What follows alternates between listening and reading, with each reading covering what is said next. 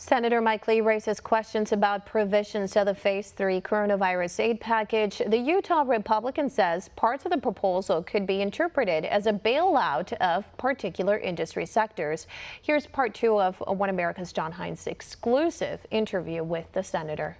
I think that you've had some meetings with Secretary Mnuchin and others. I think Mr. Kudlow and others from the White House have met with at least GOP senators, I think, outlining perhaps a Phase 3, the next coronavirus package.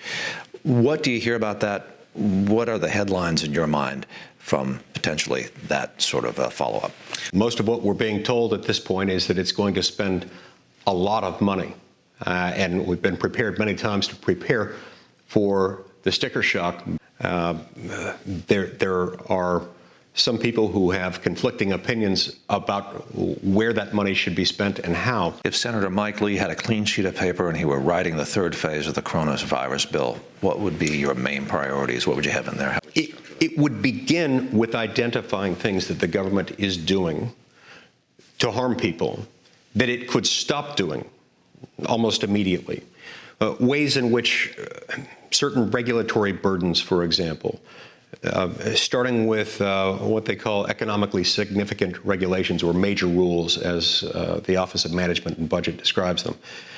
I'd like to see there being some sort of authority within the executive branch of government to suspend those in connection with and for the duration of this crisis in order to relieve economic pressure that might otherwise be there.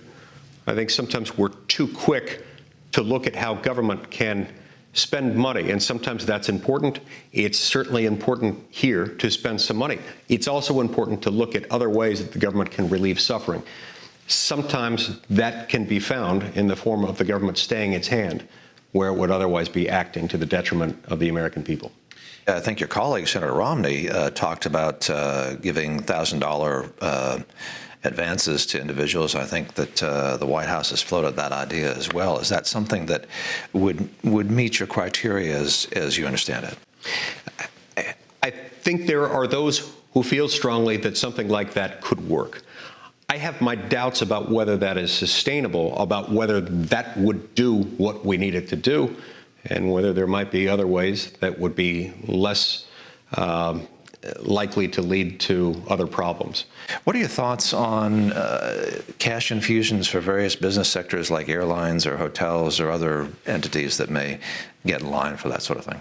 I think everyone who's going to be harmed by this and is already being harmed by this can make an emotionally compelling case as to why they are deserving of government help.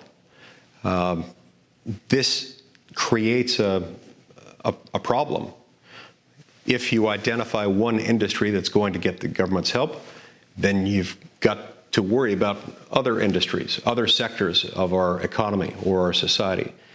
If the airline industry, then why not the hospitality industry? If those two, then why not high-tech companies?